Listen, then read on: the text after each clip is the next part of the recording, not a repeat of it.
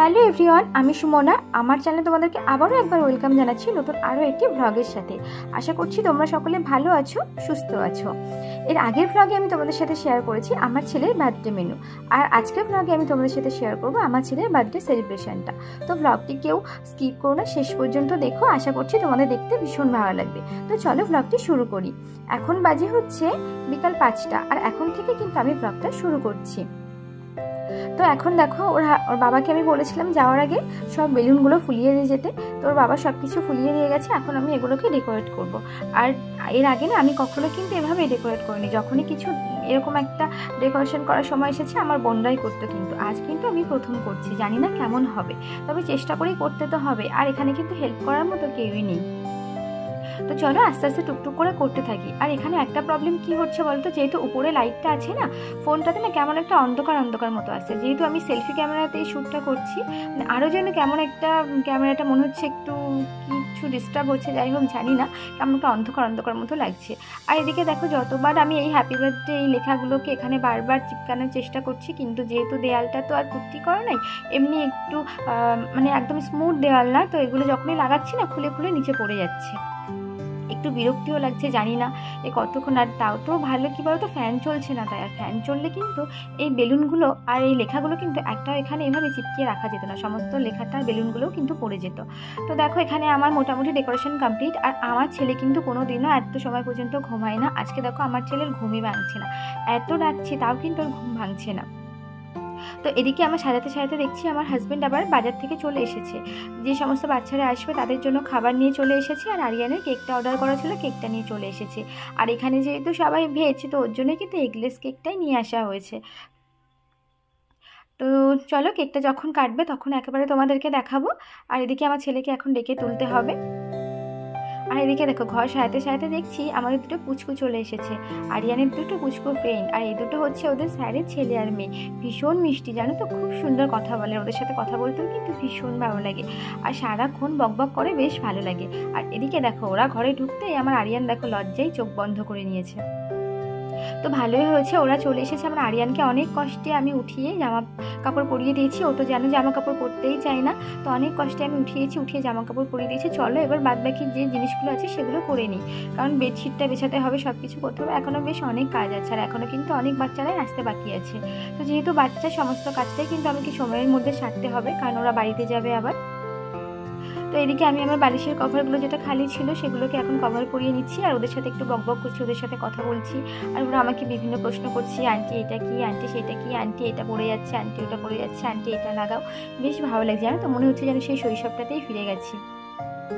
আর বাচ্চারা জানো তো একটু বকবক না করলে, এসে চুপচাপ বসে থাকলে কিন্তু ভালো লাগে না। বাচ্চা মানে কি একটু বকবক করবে, একটু হইচই করবে, তাই না? একটু জিনিসপত্র এদিক ওদিক করবে, তারপরে তো ভালো লাগে। বাচ্চারা এসে যদি আমাদের মতো বড়দের মতো ভদ্র হয়ে বসে থাকে, তাহলে কি আর মনে হয় বাচ্চা বাচ্চা, বলো? তো চলো এদিকে আমি দেখো বেডশিট বেছাতে গিয়ে বেডশিটের মানে হাওয়াতে দেখো সবগুলো খুলে নিচে পড়ে যাচ্ছে। এত বিরক্তিবোধ হচ্ছে না, জানি না কতক্ষণ রাখতে পারবো। তো এদিকে আমার বেডশিট বেছানো কমপ্লিট হয়ে গেছে। আর সেদিন যে বেডশিটটা আমি কিনে এনেছিলাম সেই হোয়াইট কালারের বেডশিটটাই বিছিয়েছি। আর আমার কোনো অনুষ্ঠান পারপাস আমার কিন্তু এই ধরনের হোয়াইট কালারের বেডশিটই ভালো লাগে। কোনো গেস্ট আসলে কিংবা কেউ এলে এই ধরনের হোয়াইট বেডশিটটাই কিন্তু আমার বেশি ভালো লাগে। আর এখানে এই ফুলগুলোতে আমি ডেকোরেট করে দিচ্ছি। এখানে জানো তো কিছু পাতা লাগানো ছিল। গতবার যখন আমি বাড়িতে গিয়েছিলাম না, আমি ভেবেছিলাম যে আর হয়তো আসবো না, তো এই পাতাগুলো আমি নিয়ে চলে গিয়েছিলাম। আর এই ফুলগুলো আমি বাড়ি থেকে কিনেছিলাম, তাও আমি নিয়ে এসেছিলাম। তো এখন সেগুলো দিয়ে এখানে একটু ডেকোরেট করে দেবো। আর এই পুচকুগুলো তো ভীষণ আনন্দ করছে, খেলা করছে। আর এদিকে দেখো আরেকটা পুচকু এসে গেছে। এটাও আমার আরিয়ানের একটা ফ্রেন্ড, এটা হচ্ছে দীপঙ্করদা আছে, ওনার মেয়ে। আর এই পুচকুটাও ভারী মিষ্টি, খুব ভালো কথা বলে জানো তো, আর খুব শান্তশিষ্ট। তো এদিকে দেখো আমি মোটামুটি জায়গাটা ডেকোরেশনটা কমপ্লিট করে দিয়েছি। আর এখানে কেকটা কাটবে বলে আমি ছোট্ট একটা বক্স মতো দিয়ে ওটার উপরে আবার একটা যে মানে পিলো কভার ছিল সেটাকেও দিয়ে দিয়েছি।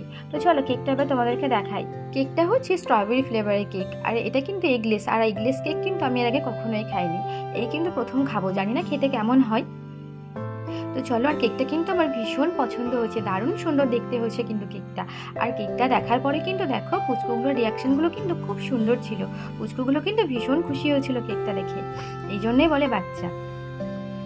আর আরও যে সমস্ত বাচ্চাদের আসার কথা ছিল তারাও চলে এসেছে। চলো তোমাদেরকে দেখাবো, আর কেকটা তোমাদেরকে ভালো করে দেখাই। কেকটার উপরে নাম লেখা আছে আমার পুচকুটার আরিয়ান আর হ্যাপি বার্থডে চকলেট দিয়ে বিভিন্ন ডেকোরেট করা আছে, 3টে ফ্লাওয়ার ডিজাইন আছে। আর এদিকে দেখো আমার ছেলে কেক কাটবে না, দেখো ওর আরও ফ্রেন্ডসটা চলে এসেছে। আর আমার ছেলে না বিগত 2 বছর যে ওর জন্মদিন হয়েছে 2 বছরই কিন্তু এই দুষ্টুমিটাই করেছে, কেক কাটবে না, কিচ্ছু করবে না, কাউকে কেক খাওয়াবে না, কেক কাটবে না, মানে ওর কেক কাটতে দিলেই ওর রাগ হবে এরকম। তো দেখো ওদিকে ওর অনেক দাদারা এসেছে, তারা গিফট দিচ্ছে, গিফটটা নেবে না, মানে গিফটটা পর্যন্ত নেবে না, এত বদমাইশি করবে। এদিকে ওর বাবা অনেক জোর করে ধরে বেঁধে ওকে বসিয়েছে। তো চলো এবারে কেক কাটিং হবে। इसको दबा बोल दे, मैं फोड़ूंगी। एक और है ना, एक दो ना मुझे। कोई लो ले लो कोई बात इधर से फोड़ना, ठीक है ले लो। अच्छा इसको जोर से फोड़ना, ये बैलून फोड़ो। इसको चला दे, हाँ इसको, ये सबसे मस्त होता है, ये सबसे मस्त। अरे हट जाओ सब, हट जाओ रानी वो कबाड़। अरे ऐसे नहीं फूटता, छोड़ इसको। अच्छा ठीक है, और फूटो ना, ओ इसको घुमाना बनाते हैं इसको।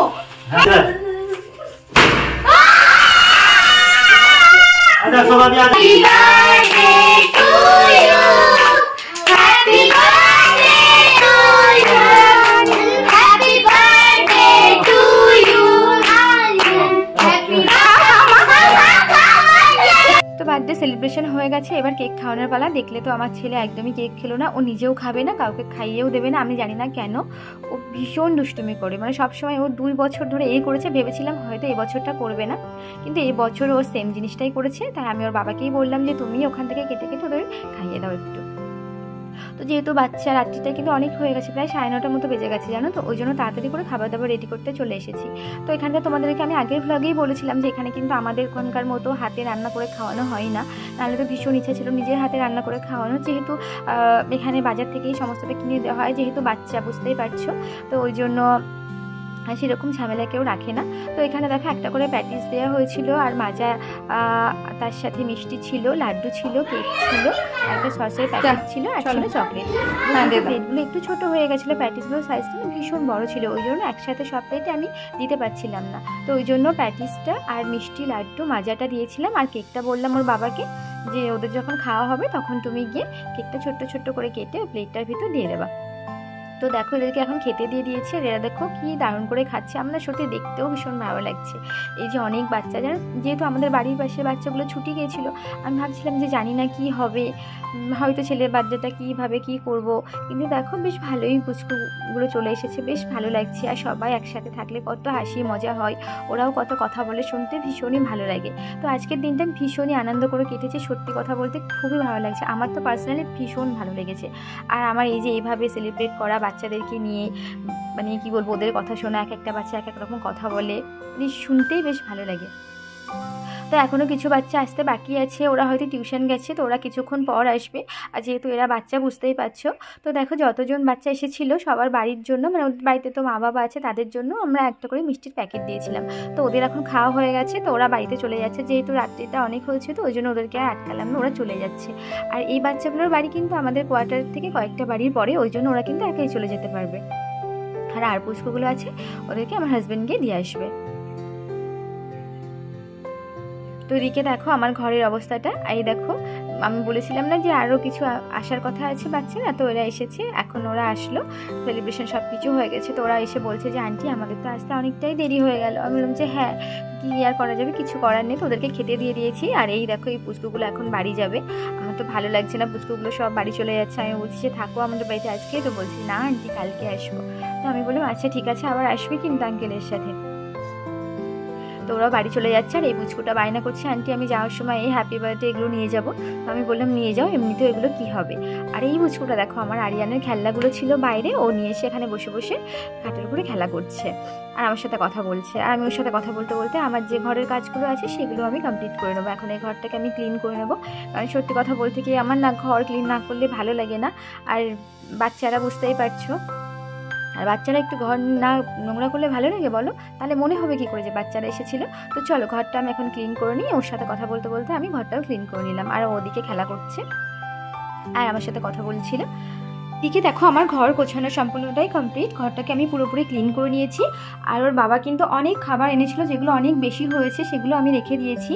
আর কিছু খাবার যেগুলো বাচ্চারা খেতে পারেনি সেগুলো আমি একটা প্লাস্টিকে ভরে রেখে দিয়েছি। ওর বাবা এলে বলবো ওদিকে ফেলে দিতে, অনেক গরু আছে, কুকুর আছে, খেয়ে নেবে। হচ্ছে আমার ছেলের স্পোর্টস কার, যেটা ওর বাবা ওকে গিফট করেছে। এর আগে ওকে অনেক কার্ড দেওয়া হয়েছে, সবকটাই ভেঙে ফেলেছে। তো এবার ওর বাবা দিয়েছে, এটাও আমি জানি যে ও ভেঙে ফেলবে। তো সবাই এখন বাড়ি চলে গেছে আর আমার কাজ মোটামুটি কমপ্লিট। ওর বাবাও চলে এসেছে সবাইকে দিয়ে। তো দেখো আমরা এখন বসে আরিয়ানের গিফটগুলো খুলছি। আরিয়ান কিন্তু অনেকই গিফট পেয়েছে, একটা জেসিবি পেয়েছে, অনেক কিছু মানে চকলেট পেয়েছে, একটা বই পেয়েছে, পেন্সিল পেয়েছে, জলের বোতল পেয়েছে, অনেক কিছু গিফট পেয়েছে।